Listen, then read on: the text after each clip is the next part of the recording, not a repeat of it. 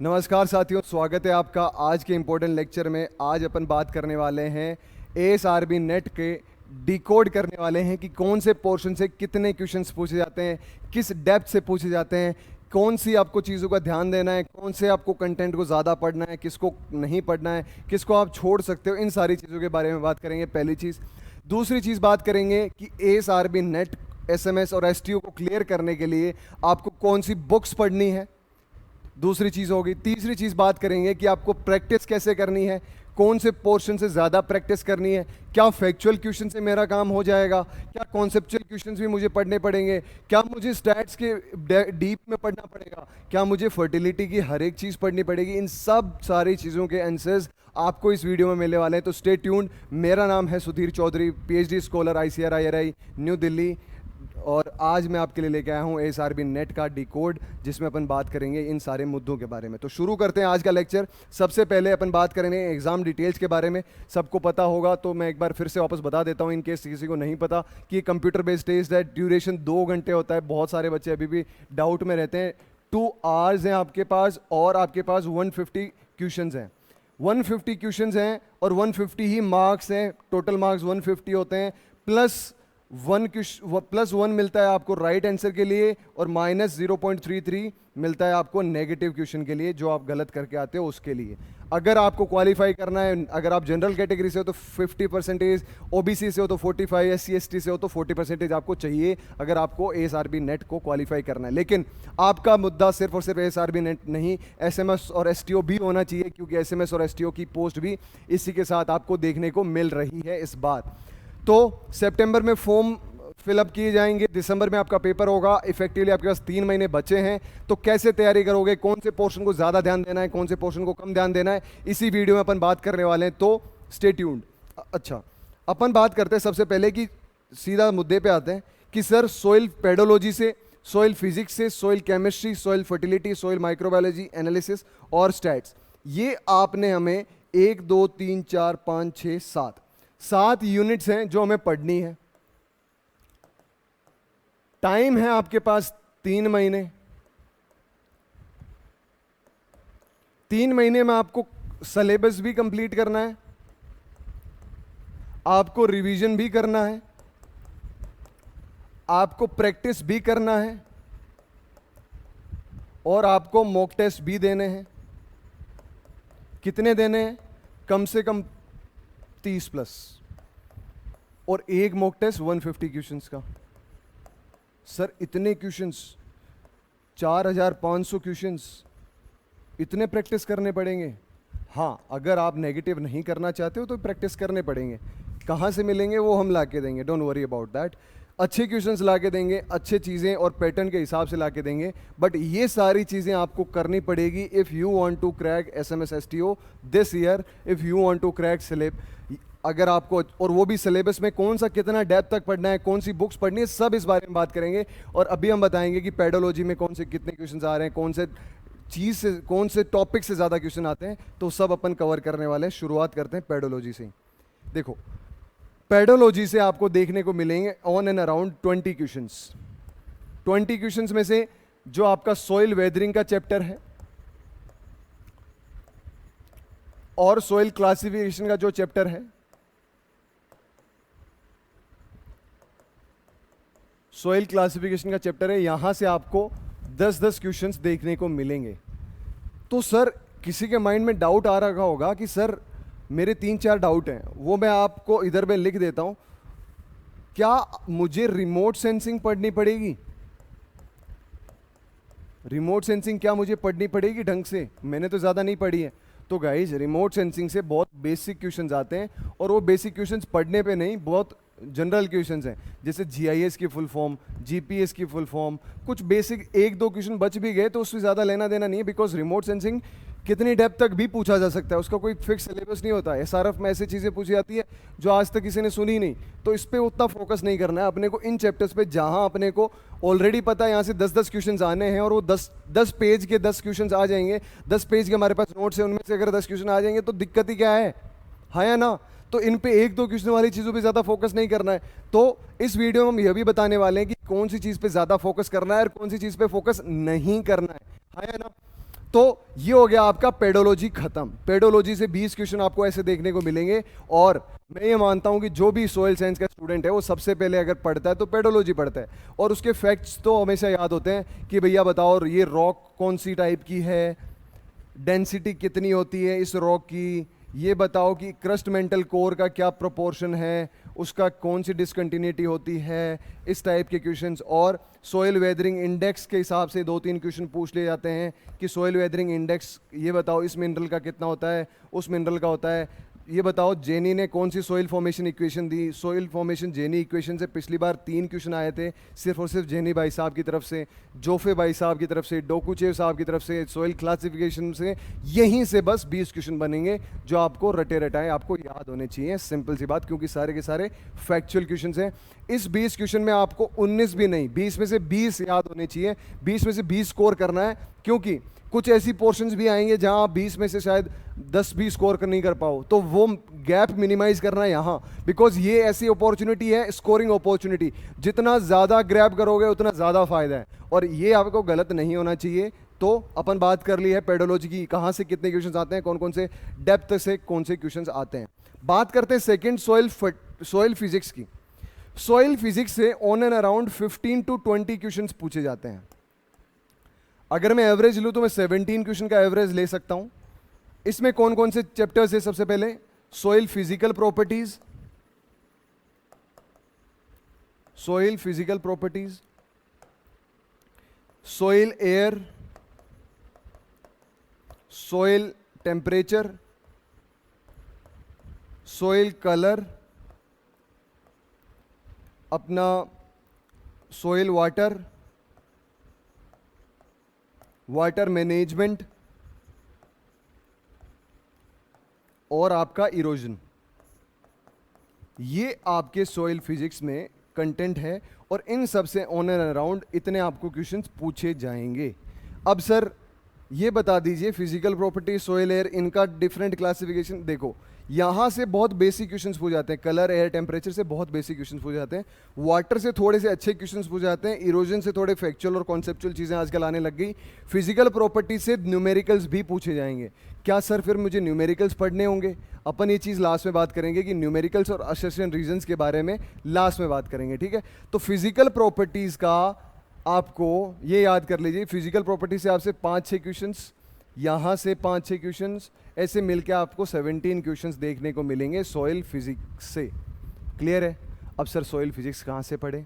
उसके लिए अपन बात करेंगे अगले स्लाइड में कि कौन सी आपको बुक पढ़नी है, कौन सी चीज़ें आपको ध्यान रखनी है, हाँ या ना? ठीक है।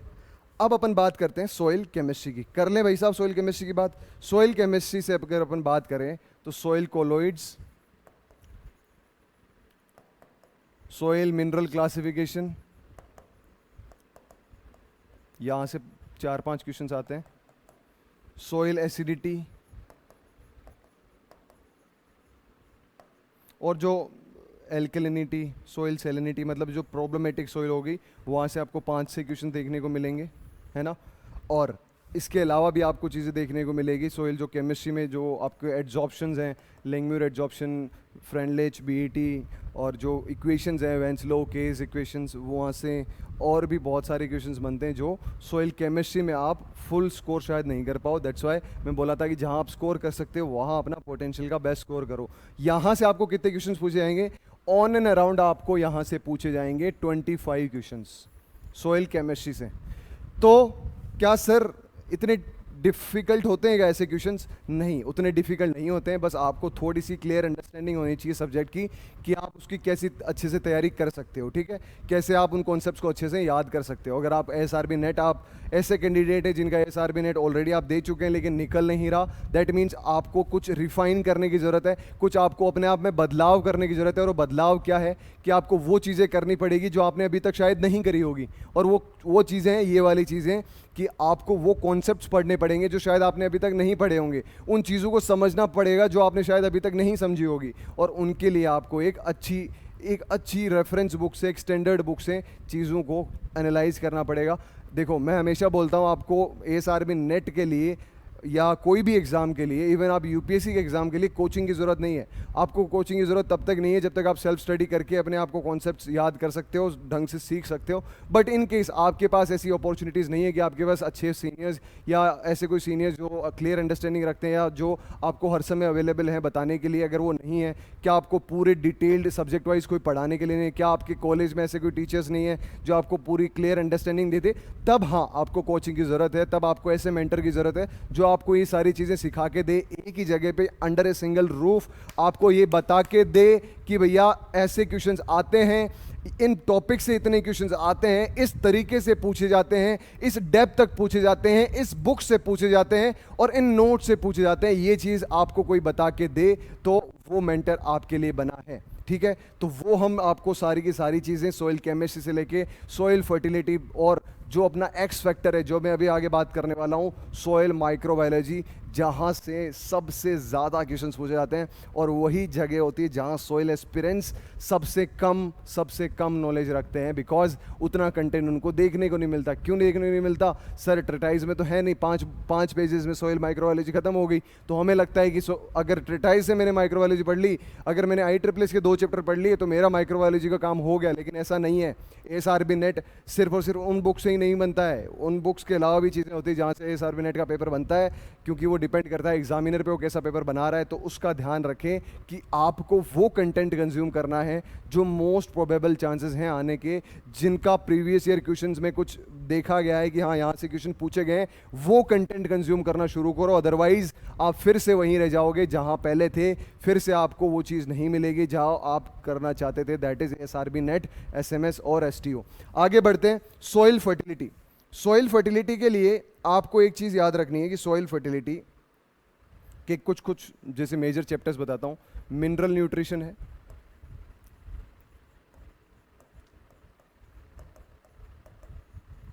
नाइट्रोजन है, फॉस्फोरस है, पोटेशियम है, सेकेंडरी न्यूट्रिएंट्स हैं,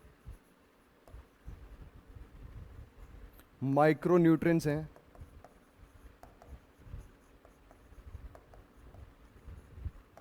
सॉइल फर्टिलिटी इवैल्यूएशन है,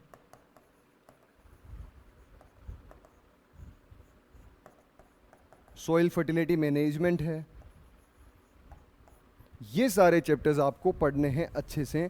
मतलब सॉइल फर्टिलिटी का आप कह सकते हो सबसे ज़्यादा सिलेबस होता है, लेकिन वही आपको प्रिसाइज पढ़ना है कि कौन सा मुझे छोड़ना। अब अगर आप सब चैप्टर्स को बहुत डिटेल से पढ़ने जाओगे 3 महीने इसी में निकल जाएंगे, 3 महीने तो बचे हैं आपको एग्जाम के। तो आपको प्रिसाइज कंटेंट पढ़ना है कि सर मुझे सॉइल फर्टिलिटी में से बता दो कि मैं कौन से 30 पेज, कौन से 40 पेज पढ़ूँ कि यहाँ से मेरे पास मेजॉरिटी ऑफ द क्वेश्चंस आ जाएंगे। तो आपके लिए सॉइल फर्टिलिटी के लिए बेसिक प्रिसाइज नोट्स भी हमने तैयार कर लिए हैं कि आप लोग इन चीज़ों को पढ़ के आप लोग आपकी सॉइल फर्टिलिटी की प्रिपरेशन पूरी कर सकते हो। आगे बढ़ते हैं, सबसे बड़ा फैक्टर, सबसे इन्फ्लुएंशियल फैक्टर वो है सॉइल माइक्रोबायोलॉजी। अभी तक लगता था कि सॉइल माइक्रोबायोलॉजी से ज़्यादा क्वेश्चन नहीं आते, लेकिन ASRB नेट 2023 में अराउंड 38-39 क्वेश्चंस सॉइल माइक्रोबायोलॉजी से पूछे। नहीं विश्वास आता, हमारी टेस्ट सीरीज़, हमारी जो PYQ टेस्ट सीरीज़ है यूट्यूब पे लाइव डली है फ्री में, वो आप जाके देख सकते हो। उसमें सॉइल माइक्रोबायोलॉजी के कितने क्वेश्चंस हैं और वो आप देख लेना कितने क्वेश्चंस आपको ट्रेटाइज से मिल जाएंगे, ऐसे बुक से मिल जाएंगे जो आप रेगुलरली पढ़ते हो नहीं मिलेंगे, बिकॉज वो ऐसे क्वेश्चंस हैं जो आपको अच्छी डिटेलिंग आपको पता होनी चाहिए। लेकिन एक चीज़ मैं बोलता हूँ, सॉइल माइक्रोबायोलॉजी एक ऐसी सब्जेक्ट है जो कोई भी याद कर सकता है, बिकॉज सॉइल माइक्रोबायोलॉजी में ऐसा कुछ नहीं है केमिस्ट्री ये वो ज़्यादा कॉन्सेप्ट या ज़्यादा केमिकल इक्वेशंस या ऐसा कुछ नहीं है, डेरिवेशंस वगैरह। एक बार जिसने ढंग से पढ़ ली उसको सब याद हो जाएगा। एक बार आपको पढ़ना है, एक बार आपको ढंग से सॉइल माइक्रोबायोलॉजी को पढ़ना है, प्रिसाइज नोट्स पढ़ने की सर 30-40 पेज बता दो जिससे सॉइल माइक्रोबायोलॉजी कंप्लीट हो जाएगी, उसके अलावा मुझे कुछ भी नहीं पढ़ना। तो वो आप करने के लिए सॉइल माइक्रोबायोलॉजी के लिए क्या कर सकते हो, सॉइल माइक्रोबायोलॉजी के प्रिसाइज नोट्स पढ़ सकते हो जो हम आपको प्रोवाइड करा रहे हैं। ठीक है, अब उसके लिए आपको क्या करना है, जैसे मैं आपको सारी की सारी अगर कहानी बताऊं तो ये देखो 35 क्वेश्चंस ऑन एन एवरेज आपको सॉइल माइक्रोबायोलॉजी से पूछते हैं और this is considered as X factor because aspirants इस पे ज़्यादा ध्यान नहीं देते। एस्पिरेंट्स को लगता है कि हाँ सॉइल माइक्रोबायोलॉजी से क्या ज़्यादा क्वेश्चंस नहीं आएंगे, लेकिन ये किस्मत बदल सकता है आपकी, आपको ऊपर या नीचे धकेलने में सबसे ज़्यादा अगर किसी का इन्फ्लुएंस होगा वो सोइल माइक्रोबायोलॉजी का होगा। आगे बढ़ते हैं सोइल एनालिसिस की तरफ कि सोइल एनालिसिस से कितने क्वेश्चंस पूछे जाते हैं। सोइल एनालिसिस से आपको 15 के आसपास क्वेश्चन पूछे जाते हैं। सोइल एनालिसिस में क्या सर, सबसे पहले इंस्ट्रूमेंटेशन मेथड्स, इंस्ट्रूमेंटेशंस कौन कौन से इंस्ट्रूमेंटेशंस हैं, उनके क्या प्रिंसिपल्स हैं, वो सब। फिर डिटर्मिनेशन मेथड्स, कौन से आपके मिनरल न्यूट्रिशन के लिए कौन सा डिटर्मिनेशन मेथड यूज़ करते हैं, वो सब पूछे जाएंगे। आपको एक्सट्रैक्टेंट्स भी पूछे जाएंगे, जैसे पिछली बार डीटीपी का पूछ लिया गया था, ठीक है। इसके अलावा आपके पास इंडिकेटर से क्वेश्चन आएंगे। इसके अलावा भी आपके पास एक दो चीज़ों के और क्वेश्चन आ सकते हैं जो सोइल एनालिसिस में इंपॉर्टेंट है और वो आपको याद करने हैं। जैसे सोइल एक्सट्रैक्टेंट में लेट्स से मैं बोल रहा हूँ नाइट्रोजन में ब्रोमो मिथाइल ब्लू है, उसका क्या काम है। अगर मैं दूसरे न्यूट्रिएंट्स की बात करूँ तो अगर आपके पास चारकोल पाउडर है, फॉस्फोरस में अपन यूज़ कर रहे हैं, तो वो किसके लिए यूज़ होता है। बोरोन में अपन अगर यूज़ कर रहे हैं जो इंडिकेटर है, वो किसके लिए यूज़ करते हैं। और मतलब हर एक चीज़ की रीजनिंग आपको पता होना चाहिए।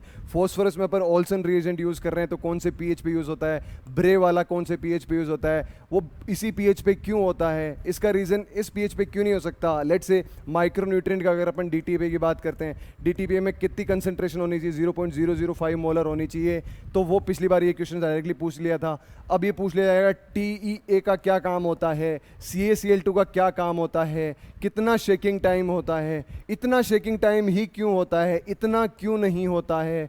अगर मैं सोइल सॉल्यूशन रेशियो 1:2 है या 1:5 है, ये क्यों नहीं है, ये क्यों है। पीएच 7.3 ही क्यों है, पीएच 7.6 क्यों नहीं है, पीएच 8.5 क्यों नहीं है।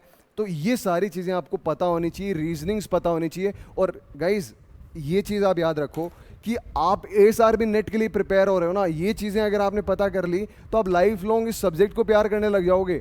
आप लेट से किसी से प्यार कैसे करते हो, आप पहले उसको जानते हो, बिना जाने समझे आप जो सोशल मीडिया वाला प्यार, उसको प्यार तो कंसिडर नहीं करते ना।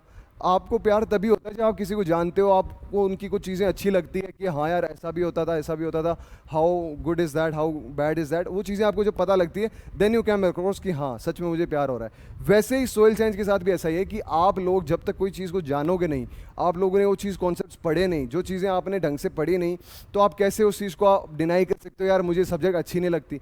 सब्जेक्ट अच्छी लगेगी, बस आपको ये चीज़ें पता होनी चाहिए। आपको कोई ऐसा बंदा होना चाहिए जो आपको ये बता दे कि भैया ये हो रहा है तो क्यों हो रहा है, ऐसा हुआ तो क्यों हुआ, ऐसा नहीं होना था तो क्यों नहीं होना था, अगर मैं ऐसा कर लेता तो ऐसा क्या हो जाता, ये ही क्यों यूज कर रहा हूं मैं, वो क्यों यूज नहीं कर रहा। ये सारे क्वेश्चंस के आपको आंसर्स मिलने चाहिए, और अगर आंसर्स मिल गए तो आपका सारा काम फिनिश है, हाँ या ना। उसके लिए आपको सिर्फ और सिर्फ अच्छे कंटेंट को कंज्यूम करने की ज़रूरत है। आपको कंफ्यूज होने की ज़रूरत नहीं है, आपको परेशान होने की ज़रूरत नहीं है, because our job is to make your job easier, not to make your job harder. कि आप लोग नेट के एग्ज़ाम के एक दिन पहले भी ऐसे परेशान रहें कि सर मुझे कुछ नहीं आ रहा, मैं क्या करूं, मैंने पढ़ा है बट मेरे को याद नहीं है। ऐसी चीज़ें नहीं होनी चाहिए। आपको ऐसा कॉन्फिडेंस आना चाहिए सर कल तो मैं जाऊँगा और कल तो मैं 150 के 150 क्वेश्चन अटैम्प्ट नहीं करूँगा, मैं 120 130 क्वेश्चंस के आसपास अटैम्प्ट करूंगा और अच्छे से मेरा स्कोर अच्छा परसेंटेज आएगा और मुझे इंटरव्यू कॉल्स भी आ जाएंगे। ऐसा आपका कॉन्फिडेंस होना चाहिए और we will try that. Okay, last बचता है आपका स्टैट्स। स्टैट्स है जहां से आपको 4 से 5 क्वेश्चंस पूछे जाते हैं। 4 से 5 क्वेश्चंस आपको देखने को मिलेंगे स्टैट्स से। स्टैट्स में से कहाँ से, एक्सपेरिमेंटल प्लॉट से, plot designs, mean mode median से,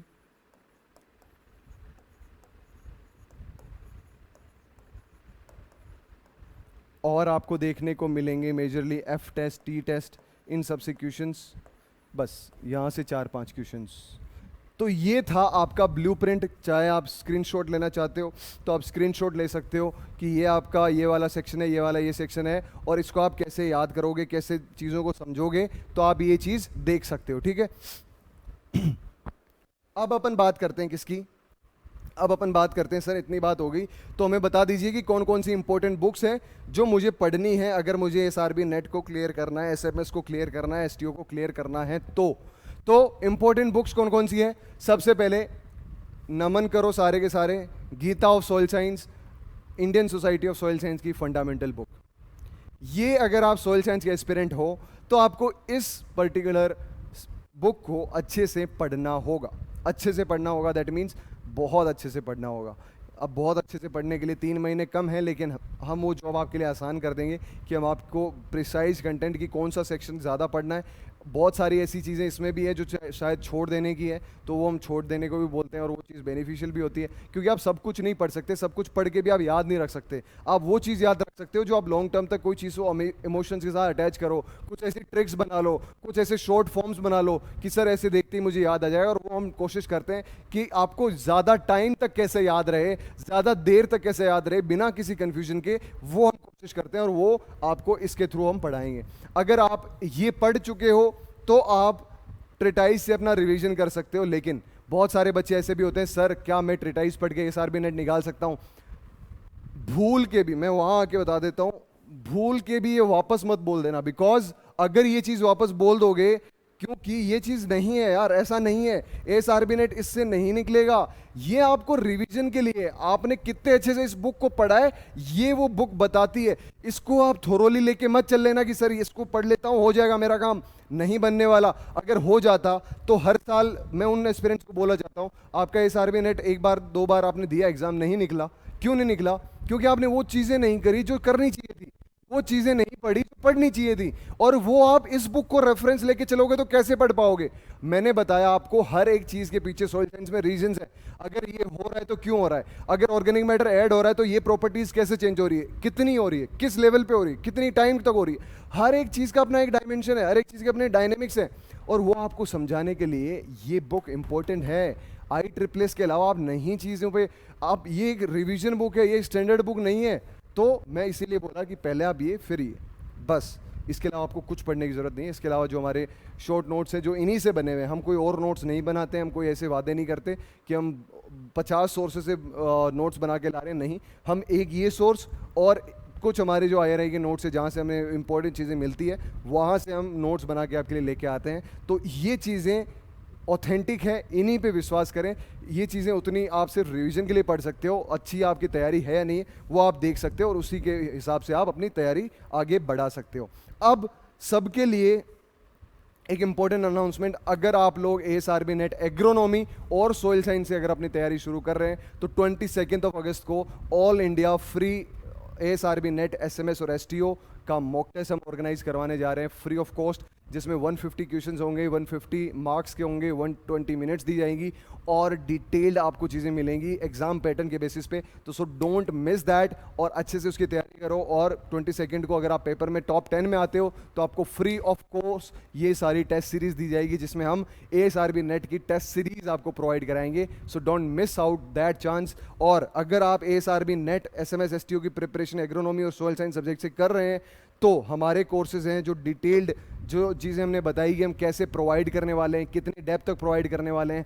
हम देखो, हमारी कोशिश ये रहती है जब भी हम पढ़ाते हैं, हम सिर्फ कोई कॉन्सेप्ट पढ़ के निकल नहीं जाते, पढ़ा के निकल नहीं जाते। हम सबसे पहले कॉन्सेप्ट को इंट्रोड्यूस करते हैं और उसमें से ये बताते हैं कि एग्जाम पॉइंट ऑफ व्यू से कैसा इंपॉर्टेंट है, पिछले साल कैसे क्वेश्चन आए थे, कितने डेप्थ तक क्वेश्चन आए थे, कौन कौन से क्वेश्चन पूछे गए थे, अगली साल क्या पूछा जा सकता है, और लास्ट में उसका एक कॉम्प्रिहेंसिव 2 3 5 10 आपको प्रैक्टिस करने के लिए चीज़ें देते हैं कि बताओ आपने जो पढ़ा क्या इसमें से आप आंसर कर पाते हो। अगर आप कर पाते हो, ये हमारा टीचिंग मेथड रहता है जो कि प्रूवन बेस्ट है। हमारे बहुत सारे जो स्टूडेंट्स हैं उन्होंने बहुत सारे पॉजिटिव रिव्यूज़ और पॉजिटिव फीडबैक्स दिए हैं कि आपका जो टीचिंग स्टाइल है वो बहुत ही मतलब लॉन्ग लास्टिंग है, चीज़ों को समझने में आसानी होती है, याद करने में भी आसानी होती है। एक अच्छा टीचर वो नहीं होता जो सिर्फ आपको पढ़ा के निकल जाए, एक अच्छा टीचर वो होता है जो आपको पढ़ाए, आपको समझाए, आपको फिर नहीं समझ में आए फिर आपको समझाए, और ऐसा आपको समझा के इम्प्रिंट कर दे कि शायद आप उस टीचर को भूल जाओ लेकिन वो कॉन्सेप्ट्स नहीं भूलो। ऐसा होता है एक अच्छा टीचर, और हम वो कोशिश करते हैं। Being in I am also student, और आई विल ट्राई कि आप लोग ज़्यादा से ज़्यादा चीज़ों को ज़्यादा से ज़्यादा लंबे समय तक याद रखें। That will be my aim. अगर आप इन सारे कोर्सेज में से किसी के साथ अटैच होना चाहते हो, या हमारे पास कोई भी और ASRB नेट से रिलेटेड आपकी कोई भी क्यूरी है, अगर आप SMS STO से रिलेटेड कुछ भी क्यूरी है, तो आप इन नंबर्स पे 9953077738 पे कॉल कर सकते हैं, मैसेज कर सकते हैं, और हमारे से इस चीज़ के बारे में पूछ सकते हैं। और मैं आप सबको बता दूं, ASRB नेट SMS STO बहुत ज़्यादा हवा बनाने की ज़रूरत नहीं है, बहुत बड़ा पेपर नहीं है, इजी पेपर है। अच्छे से तैयारी करोगे, अच्छे कंटेंट कंज्यूम करोगे, अच्छे प्रैक्टिस टेस्ट दोगे तो कुछ भी मुश्किल नहीं है। और हमारा काम है वो चीज़ को आसान बनाना। ज़्यादा नहीं बोलूँगा, जितना बोला है अगर उस पर गौर किया होगा तो मैं आपको बहुत अच्छे से एश्योर कर सकता हूँ कि आप आसानी से चीज़ों को ASRB नेट को निकाल सकते हो। जाने से पहले दो चीज़ और मैं बताने वाला था कि अगर आपको न्यूमेरिकल्स का प्रैक्टिस करना है कि न्यूमेरिकल्स कहाँ से कितने पूछे जाएंगे, तो आप ये देख लीजिए कि सिंपल सी बात सुनो, वेट ए सेकेंड।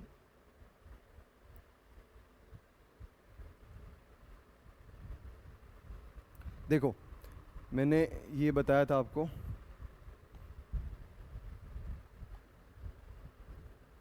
देखो यहाँ न्यूमेरिकल्स का मैंने बोला था। ये एक्चुअली हुआ ये था कि मैंने ऑलरेडी ये वीडियो शूट कर लिया था but my mic was off, so ये मुझे वापस करना पड़ा। तो मैंने यहाँ समझाया था कि न्यूमेरिकल्स के लिए आपको क्या करना है। न्यूमेरिकल्स के लिए 5 से 6 न्यूमेरिकल्स नॉर्मली आते हैं। हाई चांसेस में, प्रोबेबल चांसेस हैं कि मैक्स टू मैक्स 10 आ जाएं। उसमें से 4 से 5 न्यूमेरिकल्स आते हैं फिजिकल प्रॉपर्टीज़ के। केजी पर हेक्टेयर को कन्वर्ट करने, एकड़ पर हेक्टेयर में, यहाँ से 1-2 न्यूमेरिकल्स आते हैं। पीपीएम कन्वर्जन के 1-2 न्यूमेरिकल्स आते हैं। यूरिया या कोई फर्टिलाइजर का कन्वर्जन करना है, कितना हेक्टेयर में कितना डालना है, उसका 1-2 क्वेश्चन आते हैं। और स्टेट से 1-2 न्यूमेरिकल्स आते हैं। बस न्यूमेरिकल्स की कहानी यहाँ होगी आपकी ख़त्म। स्क्रीनशॉट ले लो अगर चाहो तो कि यहाँ से मुझे इतने न्यूमेरिकल्स पढ़ने हैं तो इतने में मेरा काम हो जाएगा, या इन चीज़ों पे। बिकॉज फिजिकल प्रॉपर्टीज़ में क्या न्यूमेरिकल्स है आपको भी पता है यार। फिजिकल प्रॉपर्टीज़ में कोई खास ऐसे न्यूमेरिकल नहीं बनते हैं। आपको बस ये पता होना चाहिए कि बस फॉर्मूला है मेरे पास 4-5, तो सारे के सारे फॉर्मूला हैं। फॉर्मूला में वैल्यूज पुट करनी है, कोई रॉकेट साइंस थोड़ी है ना कि आपको रॉकेट उड़ानी है। बस सिंपल सी बात है, फॉर्मूला में वैल्यू पुट करनी है। 4-5 बार प्रैक्टिस करोगे आराम से हो जाएगा। बिकॉज आपने प्रैक्टिस नहीं करी है। मैं आपको फिर बता दूं, आपको वही ना डर लगता है कि शुरुआत से लेके वापस मैं कहानी सुनाई देता हूँ कि आप नए स्टेट में जाते हो, आपने पीएचडी करनी है, आपको एमएससी करनी है, आप नए जगह पे जाते हो, आप सोचते हो यार मैं कैसे वहाँ अकोमोडेट करूँगा, कैसे चीज़ों का ध्यान रखूँगा, कैसे चीज़ें होगी। बट जब आप वहाँ पहुँचते हो, जब चीज़ें 10 दिन के बाद में आपको लगता है यार मैं इस चीज़ से डर रहा था, ये तो कोई चीज़ है ही नहीं, इसमें तो मुझे मज़ा आ रहा था, मतलब इस चीज़ के लिए मैं डरना नहीं चाहिए था मुझे। और वही सोइल साइंस के साथ है, जब तक आप चीज़ को जानोगे नहीं तब तक आपको डर ही लगेगा। एक बार आपने प्रैक्टिस कर लिया, आप कॉन्फिडेंस में आ जाओगे। हाँ या ना? आप एमएससी करने गए थे, पहले डर रहे थे घर से बाहर निकलने में, लेकिन जैसे ही वहाँ गए 10 दिन बाद में आपको ये जगह इतनी अच्छी लग गई कि अब जब आप MSc second year pass out करके जा रहे हो तो आपको रोना आ रहा है कि यार मैं ये जगह से क्यों जा रहा हूँ। बिकॉज वो बॉन्ड बन गया, बिकॉज आप उस जगह को जानने लग गए। और जब कोई चीज़ को आप जानने लगते हो उससे प्यार बढ़ता है, उससे आप अंडरस्टैंडिंग बढ़ती है, और अंडरस्टैंडिंग बढ़ेगी अगर आप सब्जेक्ट को जानोगे तो। ये हो गया एक एस्पेक्ट न्यूमेरिकल का। दूसरा एस्पेक्ट है अपना